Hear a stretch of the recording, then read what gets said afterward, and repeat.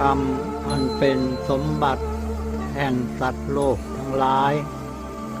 กายซ้อนซ้ำซากจำเจเป็นวัฏฏะกรรมอันใดทำแล้วไม่เดือดร้อนในภายหลังกรรมนั้นเป็นกรรมดี เป็นกรรมที่สัพพบุรุษชื่นชมยกย่องกรรมอันใดทำแล้ว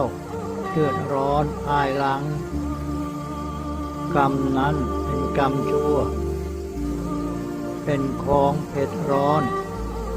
มีทุกข์มากกรรมอันใดไปสู่มรรคนิโรธ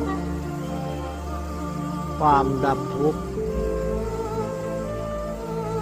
กรรมนั้นเป็นกรรมเนื้อกรรม